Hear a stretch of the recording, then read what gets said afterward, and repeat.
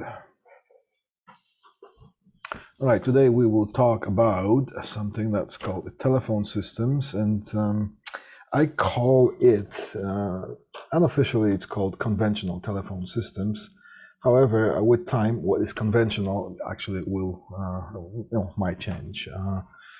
And I will let you know just what I mean by that. All right, so the conventional telephone systems, what happens is that some time ago, when the telephone was invented, and a little bit later, there would be something that's called a telephone set somewhere in the office or some, aristocrat household or something like that. So that would be the means of communication if somebody wants to get in touch with somebody who also has a telephone set somewhere. As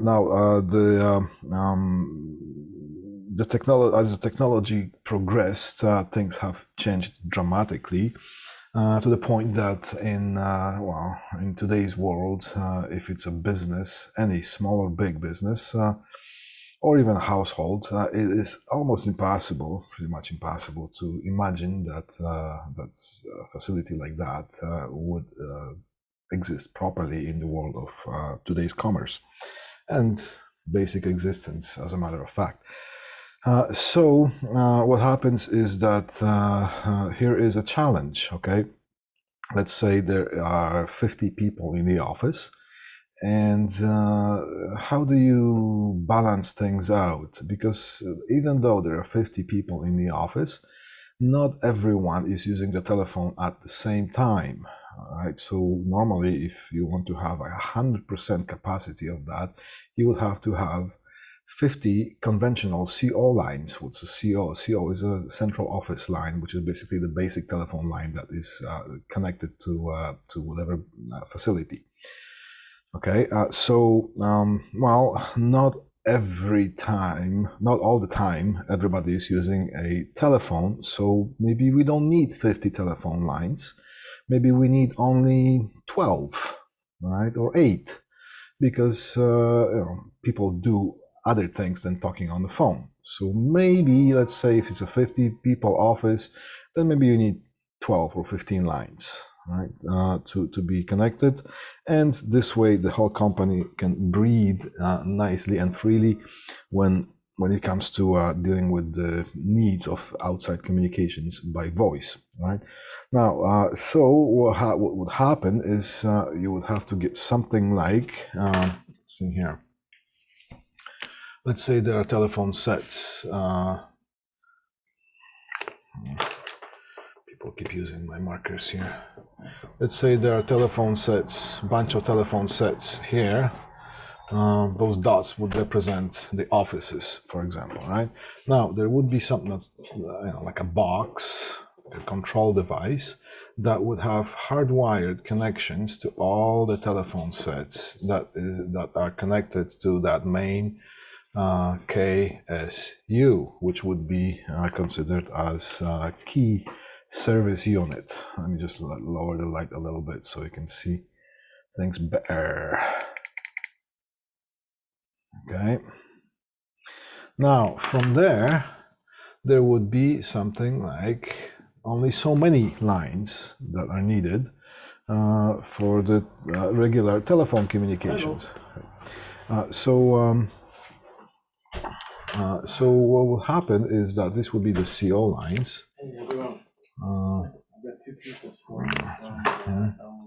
This would be the CO lines, central office lines, okay?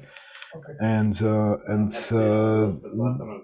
depending on how many people want to use the telephone at the same time, there would be enough lines to accommodate those 50 people, okay?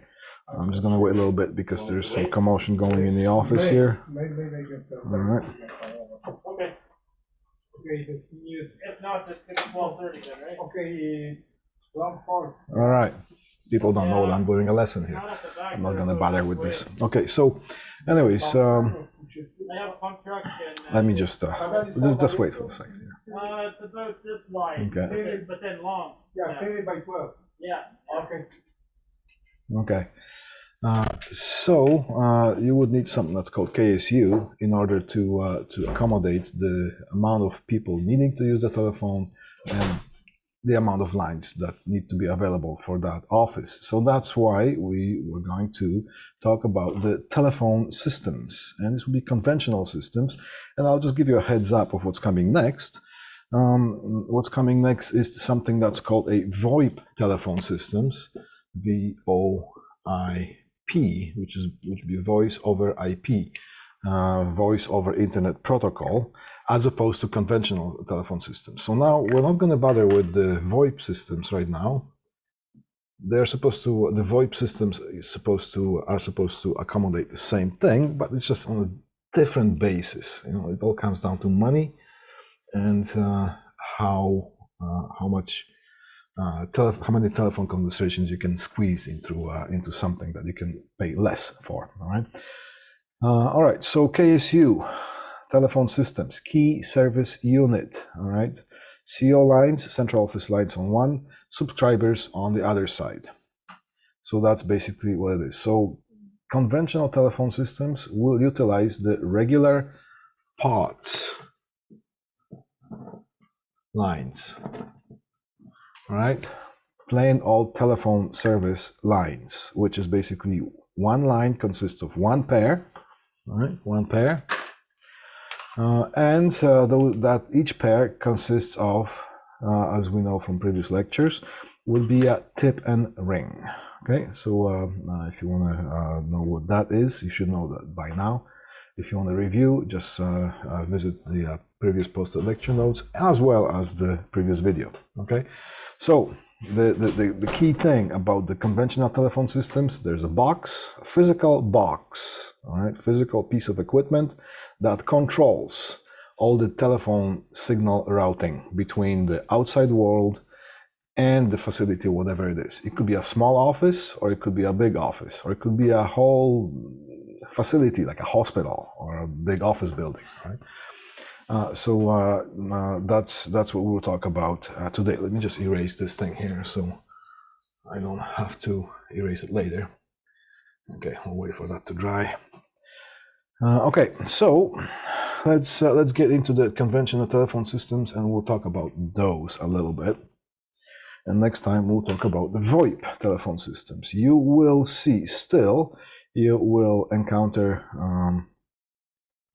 the conventional as well as the VoIP systems, and quite often what you will still be participating in is in the switchovers, and the switchover between from the conventional into the VoIP. That's a very popular activity right now. That a lot of companies are switching from the POTS lines into the VoIP lines, or SIP lines, Session Initiation Protocol. So instead of POTS lines, you get SIP lines, all right? But let's talk about the POTS lines first. What do we have here on our screen?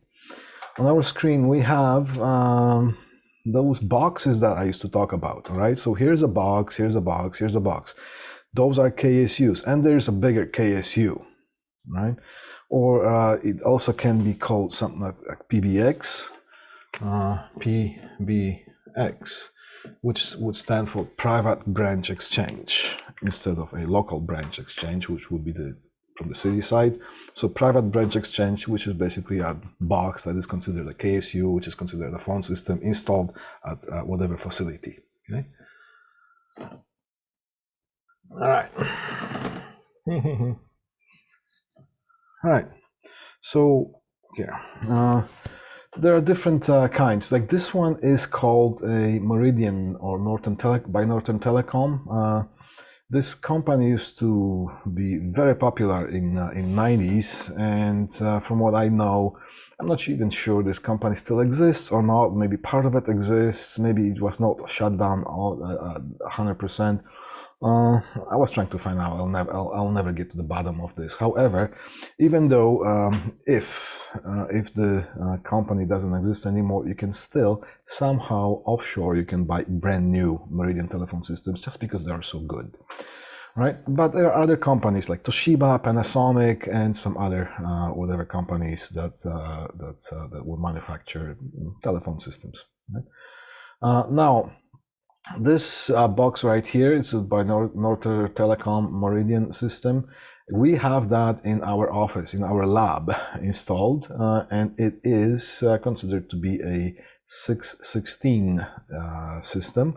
And basically what the 616 means that you can have 6 outside telephone lines coming into it, and you can have 16 telephone extensions.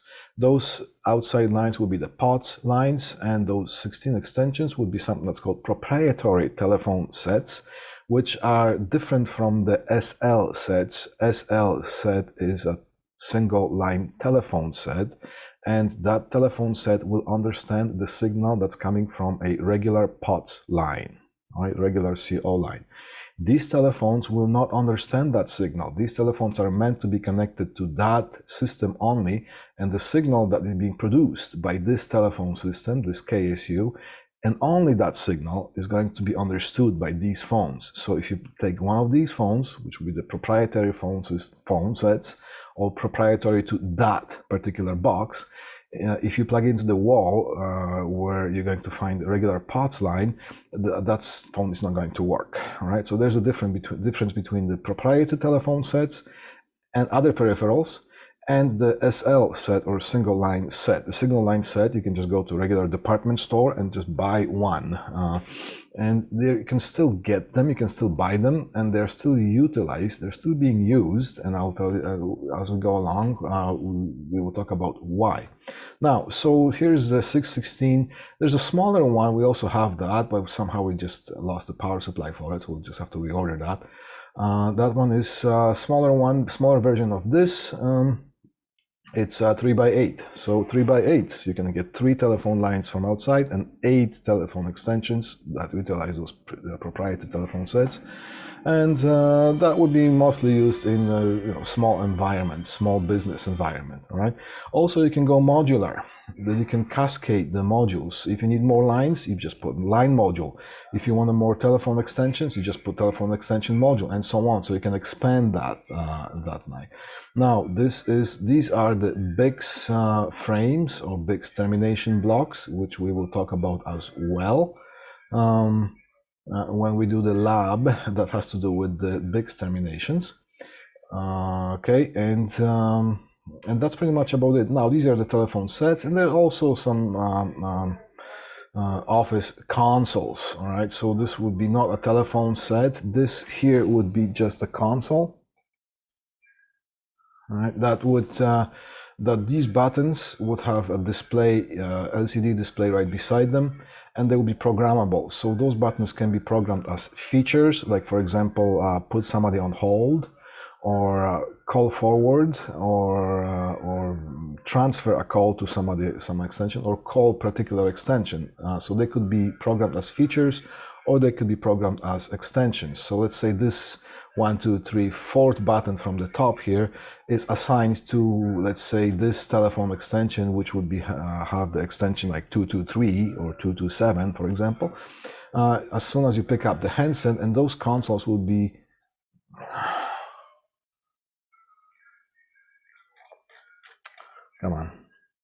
those consoles would be mostly placed at the reception. So the receptionist can see who is on the phone, who is not on the phone. If somebody picks up the handset, the light would light up, and it would just indicate that somebody is on the phone.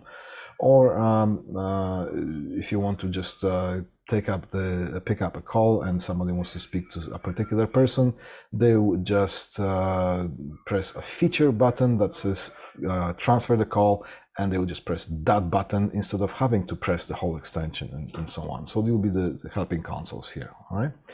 Now, we're going to go over some terminology, and I'll explain them one by one.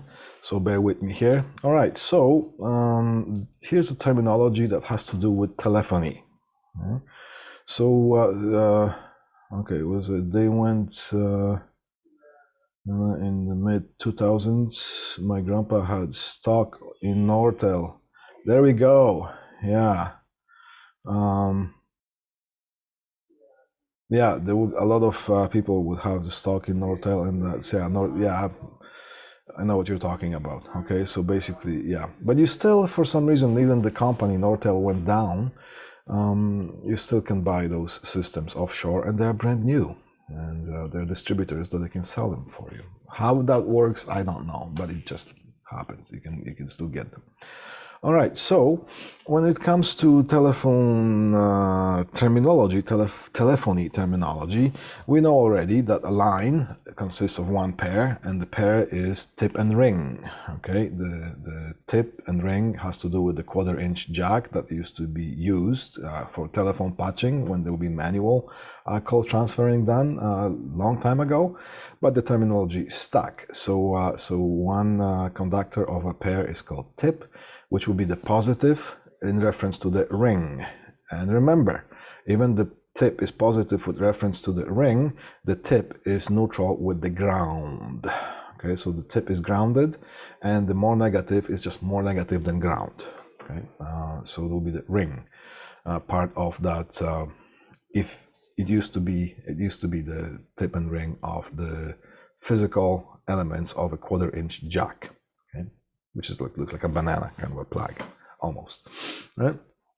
All right. So first thing we're going to look at is pulse and tone dialing. When programming the phone systems, part of it would be, well, you can program the whole thing. You can program the lines. The lines have to be programmed and assigned to different groups of phones. The telephone sets can be programmed as far as assigning extension, assigning a name, assigning which lines you want to ring on that particular phone, or maybe none of them you want to ring, maybe all the lines have to be ringing at the reception, or maybe after hours, some of the lines will have to be ringing at some particular phone sets and so on. So the whole system, the telephone systems are fully programmable as far as call routing. Now, when it comes to programming lines or telephone lines, you will see something that's called a pulse or tone dialing. Okay, you always have to choose the option, what type of a line dialing you would want to consider when it comes to this particular line that is connected to that phone system or that phone box or that KSU, key service unit, or PBX, private branch exchange, same thing. All right. Generally, people call it phone systems, right? Which is that box. Okay, so now it used to be that, okay, when the telephones were invented first, there was no automatic dialing. You would pick up the handset, and at the central office, there would be a human sitting, and that human person would see the light up that somebody picked up that particular phone. And that person would go on voice with that person and would say, "Number, please." That would be the thing that you would hear. You would pick up the phone and you would hear, "Number, please," by a live person, right? And then you would say, "I want to talk to so and so and so," and say, "Yeah, just give me a second," and boom, or "1 moment, please," or whatever that they used to say at that time, and they would be patching through, and the telephone would be patched. Later on, automatic dialing was introduced, so there will be a pulse dialing, and pulse dialing would be when the telephone was picked up, you would hear something that's called a dial tone, which would be just a consistent kind of a buzz. All right, that means the line is ready to be dialed. Okay, and then there will be a rotary wheel that you would just place a finger on the number, take that wheel to the very end where the stop would stop you, and then release, and that wheel would come back at a certain speed, and it would interrupt that line so many times. So as the circuitry, the dial circuitry would sense so many interruptions or so many pulses, ta ta ta ta ta ta, or something like that, and it would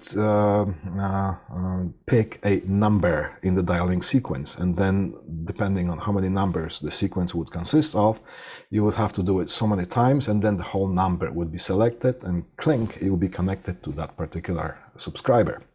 Right? So this would be the pulse dialing. Later on, in order to make things quicker, tone dialing was introduced. DTMF, tone type dialing, and DTMF, so it's dual tone multi-frequency dialing. Okay, what does that mean? Instead of the sensing or the dialing circuitry sensing the pulses, it would sense a tone consisting of 2 frequencies. Why do we need 2 frequencies? We needed 2 frequencies for that, so things could not be dialed by mistake. If there's a number, that particular number would have assigned 2 frequencies, and 2 frequencies only. The combination of those 2 frequencies will be the 2 tones for a number. And if that receiving circuitry sends those 2 frequencies, it would consider that to be a number. If there was just 1 frequency, any kind of background noise, if it was close to that frequency, could mistakenly dial a number, right? So that's why 2 tones are needed. So that's, it says dual tone multi-frequency dialing, DTMF, right? So when you're programming the phone system, you will have to select the type of dialing that this box would use. And sometimes in the older systems, older COs, although there's not many of them, if there are any, still existing, that will only use the pulse dialing. You probably won't see any of those anymore. However, most of them still can sense the pulse dialing. Right? Now, the thing to select is for the tone dialing. Also, where the tone works is when you have the menu selections. Hello, this is so-and-so pharmacy. If you want to speak to the pharmacy agent or whatever, press 1. If you want to speak to the whatever who else, press 2. Or if you want to dial somebody's extension, you would just press those. And those sensing circuitries, they sense those tones in order to direct your phone call properly. They will not sense the pulses. So if your phone system is programmed for pulse dial, that circuitry, that automatic attendant is going to ask you to to dial somebody's extension, and if it's dialing pulse, if your box is dialing in pulses, that circuit is not going to understand those pulses. So sometimes when you have trouble, when you will be sent to troubleshoot systems, there's going to be a service call of this sort. For example, yeah, we can dial out, but for some reason, when we are trying to choose the menu options, it doesn't work.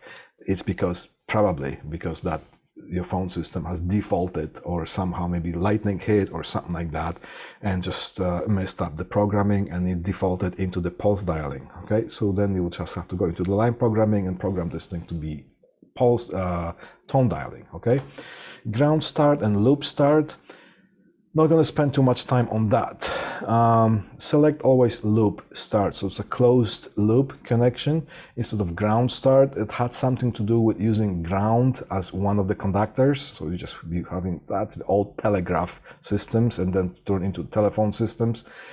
You would use ground and 1 wire. All right. Now we're using 2 conductors independent from the ground connection. All right. So somehow, for some reason, you can still see the ground start option or loop start. I'm not sure why they still keep it, but for some reason, so always select the loop. All right. Now, quickly we'll go over some of that. So this has to do with the line programming. Now here is the more the other features would be more.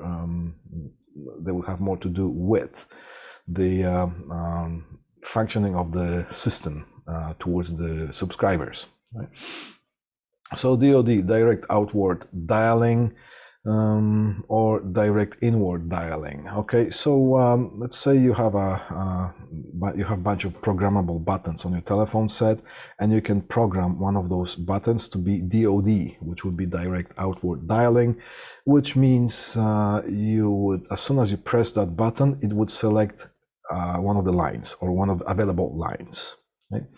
Or to outside, or the DID, if you press another button, program another button to give you the dial tone, but it would be the dial tone that has to do with the internal connections. So you don't want to dial outside, you just want to dial some other office which is within the building, okay, within the whole system. So that would be instead of picking up the handset and selecting an outside line or particular line, it would just it would be either it would be pick up the handset and press direct outward dialing. Okay, now that also goes, it's followed by the hotline, And the hotline is instead of having to press a button to select a line or some that's called an intercom dial tone, which the intercom dial tone would be the within the facility, and outside line would be the selecting outside line. So the hotline would be, as soon as you pick up a handset, that particular phone can be programmed to give you an outside line and dial a particular number.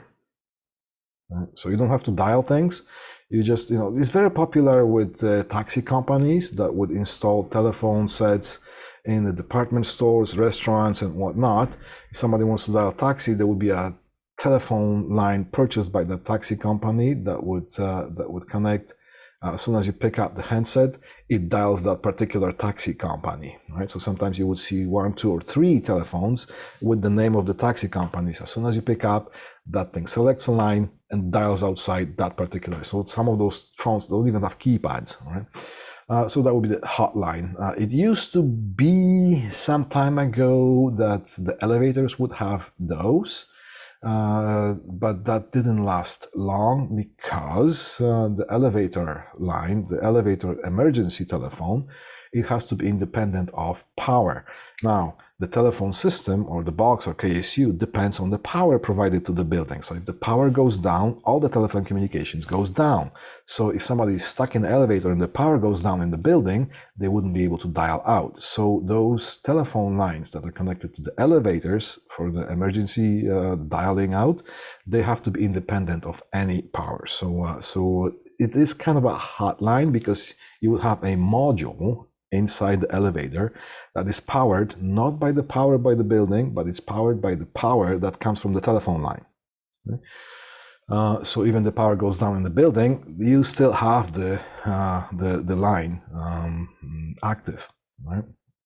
And that module works as a hotline type of thing. So you open the little kind of a compartment door or press a button, and as soon as you do that, a phone number is being dialed to whatever the emergency services that have to do with the elevators, right? So now 911 line or set. What did I write here? I wrote an SL, which is single line, connected directly to CO and to the single line set, bypassing the KSU. Same thing with 911 telephones.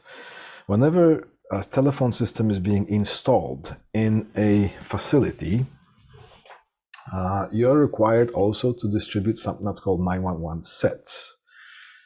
All the telephones are connected to the box or to the KSU, that the KSU depends on the power in the building. If something happens in the building that the power goes down, all the telephones do not work. If it's a 911 phone designated to use as emergency telephone, if somebody needs to dial 911, that telephone has to be a single line telephone set, bypassing any kind of phone system directly connected to the CO line that goes outside. Right? So those are called 911 sets. And when it comes to installing those, you have to install any telephone, 911 telephone set has to have its own and only its own dedicated outside telephone line. Yes, you can cascade them or daisy chain them, so you can have one telephone line goes to one telephone set. Then from that, you can branch it off to another telephone set, or to another telephone set, and to another telephone set, and whatnot. However, if there is a big building and there's 911 phone somewhere on the wall for people to use as 911 emergency telephone set, and if somebody doesn't hang up that phone properly, and there's another 911 phone somewhere far, far away in the production hall, and if somebody wants to use that one, and if they're connected on the same line, you would not be able to use that one, right? So if there's one here, it has to have a particular line connected to it and to it only. And if there's another one, it has to be connected to another telephone line and to that line only, okay? So that's the idea of the 911 telephones in commercial use, right? Single line versus proprietary telephone set, we talked about that. MOH, music on hold. It looks like nothing at first because that's the music on hold, which is quite annoying anymore. Basically, if somebody puts you on hold, you hear the music. The problem with that is, this is my personal view and many others, if you're standing in the mall somewhere where there's the background music going on, so there's going to something kind of thing going on there through the speakers, it's pumping through that. And then you're being put on hold and you have to listen to that music too. So you hear two musics in your ear and you can't ignore any of those because those in the ceiling speakers or the ambient speakers, they pump the music through and you have to listen to that one because at any time somebody can pick up the phone. So that's kind of annoying, right? However, this is also used as a service, music on hold as a business. There are companies around the world that provide a service that's called music on hold. How does that work? Well, if you're a business owner, you can have a telephone system, and if you put somebody on hold, you can connect a radio or a MP3 player or something like that to that telephone system. So if somebody is being put on hold, the person is going that's on the other side is going to have to listen to that music. However, why not to use it to your advantage for advertising? So there are companies that provide a service that's called music on hold. They will contact you as the owner of the company, and they will provide a service, advertising service that has to do with your company. Let's say, for example, tires. Do you know that this fall we have special on so and so, blah blah blah blah, and this month we have a special on this. So instead of listening to a radio, when the customer is being put on hold, they're listening to advertising that has to do with your company. And what they do is maybe once a month or every 2 weeks or whatever the arrangement is, they will provide a 15-minute loop. So when that loop is being played, it's just being played again. And this music on hold device is basically a PC device or a smart device, box, maybe 8 inches by 8 inches or so. It looks like a modem, but it's not. And it is connected to a network, which is connected to internet. And that company from outside can log into that box, load the content, and then log out, and the content would be there. And if somebody's being put on hold, they're listening to that loop. So music on hold service. Sometimes you will be installing those. Dry contact relay or paging interface. Dry contact, well, dry contact is a dry contact. I'm not sure if you have done anything to do with the relays, but how does that relay work? Here is a conceptual drawing or conceptual idea of what a relay is. Here is a contact of a relay, okay? And these are the terminals of a relay, to which you can connect anything. Like that's, for example, lights. You can connect a closed circuit to it. So for example, you can connect a battery to it. And you can have any kind of a load or an amplifier or a preamp or something, or any kind of a device. My marker is dripping. Then that would be connected to this. You close the switch, whatever is connected to that, it would operate. Okay, so then you get something that's called electromagnet here. And if you provide a specific type of a voltage to it, maybe with another switch, then the relay would open or close depending on whether you're putting a control voltage on that, and this would be operating the relay. Okay, so this would be a dry contact. Telephone systems also have dry contacts in them, and the dry contacts would operate something that's called a loud ringer, or maybe it would operate a dry contact that would turn on a paging amplifier or enable the input to a paging amplifier. So some of the bigger or small systems, some of the small systems, maybe they would have only one dry contact output that could be utilized and programmed to service any kind of equipment that is needed. Some of the bigger ones have multiple dry contacts. So here is the idea of a dry contact. PI, paging interface, that's another piece of equipment that is used to connect a paging amplifier. So the sounds that you can use, well, basically, you can use the telephone set to do an all-call page, right? So the telephone system would be interfaced with something that's called a paging interface, and the paging interface would contain the control circuitry to control the amplifiers or whatever equipment, the routing, signal routing equipment that needs to perform the page. And page is basically an announcement. We'll talk about some of that as well. Also, there's some more here. CO line, we talked about that. Central office line, it's a regular POTS line, okay? SL, single line, right? Single line is a CO line, but not always, okay? The CO line is a single line that's provided by the city, okay? SL, single line, it could be a line that behaves like a CO, and it's basically you can't tell the difference because all the characteristics are the same, but it might be provided by the phone system in order to have something like a single line telephone that needs to be utilized or connected to a telephone, to the telephone system, right? Now, rollover, okay, rollover telephone lines. I gotta explain this to you. Let's say a company is going to have 4 lines, from line 1, 2, 3, 4, and 5. Each line would have a specific number, because if you have a telephone line provided or a single line provided by the central office, every single line is going to have its own distinct number. They can be close to each other, the numbers, or they could be just random picked, and they could be grouped all together. So let's say that those 5 lines are ordered by so-and-so company. And so here's the thing. You don't want to publish all 5 numbers in the phone book or phone directory. With your own company, you want to pick one number, and that's the number that you want to advertise.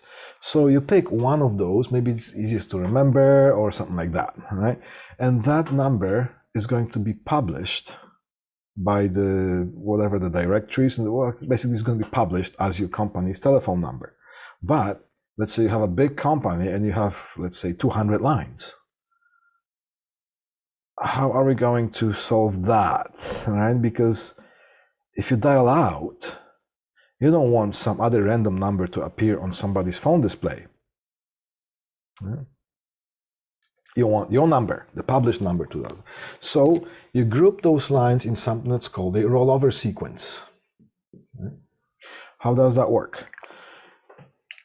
If only one number is published, whatever is chosen, okay, then when you dial that number, if that line is busy, then the circuitry is going to direct you to another line, and that line is going to ring on the phone system. If that line is busy, it's going to jump to another line, that line is going to work. They are grouped in a rollover sequence for that particular company. And if that one, if the last one is busy, then it's going to roll over and jump over to the first one. It's just like a loop, all right? Now, from the other side, how it works is that when you have a telephone set in your office, and let's say you dial 9 to get out. Did you ever hear that? Or dial 8 to get out. Those outward dialing features is you pick up the phone in the office, you hear the dial tone, which is produced by the phone system that's in the office, and you know that your system works, you have to dial in a way that you have to dial 9 to get out. Dial 9 to select any of those. Maybe your company has different departments, and those lines are for your main office numbers. There could be another set of lines for the accounting department, some other lines for the shipping and receiving department, and so on. Bigger companies have a lot of lines, right? So the other group could be under the number 8. So dial, if your company your office is on the same phone system, but you are supposed to dial 8 to get out, right? To dial out, right? So let's say this one is assigned to the number 9 to get out. Usually that's what the case is. You pick up the phone, you hear the dial tone, you dial 9, and that phone system is going to hunt for first available line that is not busy. Maybe somebody's talking on this line, somebody's talking on this line. Oh, this one is free. Boom, it's going to connect you to outside through that line. Now, when you dial the phone number of the whatever person you're dialing, their phone is going to ring, and the phone number that's going to be on their display is going to be not the one that is assigned to that particular line, but it's going to be the one that's published. That's the idea of rollover lines. All right? That's why if you are servicing a phone system and you're supposed to find some lines, maybe there would be another line. Let's say company has 15 lines and maybe they ordered 4 more. So you have to find those lines within the termination equipment because they were just added, all right? So you're supposed to find what the numbers are. Usually they should be labeled by the installing company, but sometimes they are not. And you're going to have to find what they are. Okay, so here's the thing. If you connect to one of those lines with your test set, or sometimes called BAT set, and if you dial your cell phone number, you're not going to find that number. You're going to find the published number. So that's why there's going to be something that's called an Annex number. Okay. PBX, we know what that is already. And here's the Annex number, right? Automatic number announcement circuit. If you connect yourself with your test set, which looks like a telephone set with a couple of alligator clips or something that's called a BIX clip or termination clip, you can excuse me, connect that to the particular line. You hear the dial tone, and you dial this number here. That works with Bell Canada, all right? So you punch the name, area code that you're in, and you dial this number. There's a circuit that's going to pick up, and it's going to tell you on voice the number that you're calling from, the particular number, not the published number, but the one that you're physically connected to, right? Now, this works with if it's Bell Canada, right? If there are other companies like TELE or something like, this number is not going to work, right? So whenever you're working for whatever company, and if you're supposed to service their lines, they're going to provide you with their own particular number that you're supposed to use, depending where you are in the world. Right? So that's the area. That's the idea of an Annex number. KSU, Key System Unit or Key Service Unit. POTS, we already talked about that. Tip and ring, we talked about that. ATA, Analog Telephone Adapter. Remember when we talked about the telephone system as a box, and you have proprietary telephone sets that only understand the signal from that particular box? What if you have somewhere in the lobby or something that's on production hall that you are going to have just a regular single line telephone set, not from that system, and you want this thing to work with the phone? You use something that's called the ATA adapter, which stands for analog telephone adapter. So one side of that adapter connects to the telephone system, and it acts as a phone, as a proprietary phone. It has all the features of a phone, except it doesn't have a phone handset. Yeah, that's it. And then from the other side, you plug in the regular single line set. So that's called ATA, analog telephone adapter. You can connect telephone sets to it, and you can connect paging interfaces to it. A paging interface is a box, another box, that connects your phone system to the paging system. And they also are supposed to understand those paging interfaces. They are supposed to understand the single line signal. So you can't just put a paging interface straight to the system because the signal is not going to be understood by either party. You put an analog telephone adapter, ATA. You plug in this thing here, plug in this thing there. Battery present, 48 volts. Remember when we talked we are talking tip and ring. if you have a tip and ring or telephone line just idling, sitting, you're going to have 48 volts DC on it. And you can measure that with your voltmeter. Right? So that's called battery present, because it's, the power to that is supplied by the battery systems that are somewhere in the central office. Has nothing to do with the power in the building. Right? So battery present, but not dial tone is sometimes a trouble. Right? Now, when it comes to the Annex number, I'm going to go back a little bit to that. This only works when there's a dial tone. What if you have a dry loop? Remember, dry loop is a telephone line that has internet signal only. So you will not hear the dial tone. You won't be able to dial out on that. So for that, if you have something that's called a DSL tester, digital subscribers line tester, then you can utilize that and you can connect that, and it's going to tell you what number it is and other things, speed of it and stuff like that. But if you don't have it, you're out of luck. So that's why if you have a service call that you're supposed to connect some dry loop lines into something, and if that line is not labeled, well, if you know who installed those lines, you're going to call them and ask them to come back here and label those. And if you can't, you just talk to the clients, and say, well, call the company who installed this, tell them to come back and label those lines. Okay, RJ, registered jack. These are the phone jacks, and a trunk. That's the last one that we'll talk about as far as terminology. A trunk is a it's a group of telephone lines. Right? Let's say you have a bigger cable that, for example, 25 pair cable, which we talked about last time. It consists 25 telephone lines. That can be used as a trunk.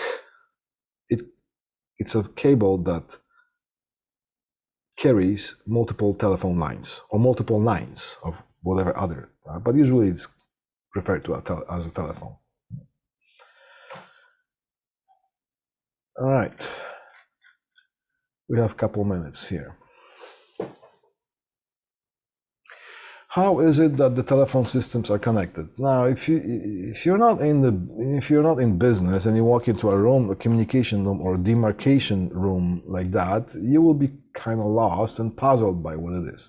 But let's decipher this thing a little bit here. What do we have here? Over here, probably we have something that's called the CO lines are coming in. That's from the city, and those are terminated. And you can see these are 25 pair cables. So each 25 cable is terminated on 25 pair termination block. So that would service one of this cable. There's another block, services another cable, and so on. So see how many lines you have? 1, 2, 3, 4. Here's 100 lines. 1, 2, 3, 4. Here's another, so it's 200 lines. 1, 2, 3, 4. 300 lines. 1, 2, 3, 4. 400 lines. 1, 2, 3, 4. That's 500 lines right here. 500 telephone lines. That's a big, that could be a termination, a room for a big mall, for example, something like that, right? Okay, now, so you have those lines terminated here. And on the other side, you have something that's called a field wiring. What's a field wiring? These are the wires or cables that go to wherever else they go inside the building. And let's say there's another bunch of 25 pair cables, and those would probably go to something that's called a secondary demarcation point. Let's say these two cables are going to somewhere, I don't know, some sort of pharmacy in the mall. So they're designated for that. And maybe from there, they are connected to whatever equipment. But if you want to get, and they want maybe from those lines, they purchased maybe 7 lines. So you would use something that's called a cross-connect wire. You would connect one line, run it through here, through there, connect it to that line that's supposed to go there. Second line, use cross-connect cable, connected there, and so on until you get those 7 lines. Even though there's 50 pairs going into that one, for now they just purchased 7. So that's how that works. And that's pretty much it. That's how the lines are being connected. This is just a ground bar because things have to be grounded. Any line that goes outside, there has to be a ground provided. That has to be lightning protected. All right, 10-2. You know what, guys? We're just going to stop right here so you can have 10 minutes to get ready for your next class. And we will pick up that next time we see each other. And we also are going to join this information because there's just a few slides left, but they kind of interlock with each other, the presentations, this one and the next one, with the VoIP. Okay, so yeah, we'll be up to speed next time we see each other when we talk about the VoIP telephone systems. All right. Okay, any questions about anything that has to do with what we talk about? Don't ask me about life because life is hard. Okay, and that's it. That's just the way it is. Right? Test. The test, I think it's today is what, 19? Yes. The test one is the deadline for writing the test online is tomorrow at 11:59 p.m. So 1 minute before midnight tomorrow, and that's it. There will be no extensions on. There are no extensions. You had 5 days, I think, to write that. So there's no reason to give any extensions, since there's unlimited time as well as you write the test. If I start at 11:58, does it kick me out? You know what? That I don't know, but please don't try. My guess would be that it will let you carry as soon as you start, but try not to try it. Okay. Can I get bonus mark for trying? No, but I'll give you a pat in the back. Eh. All right. So that's basically it for today, and I will see you a week from now in the lecture. And no, I don't have any labs this term with you, so I will see you a week from now. Okay. If there's no more questions, then we'll finish this session. Thank you and goodbye.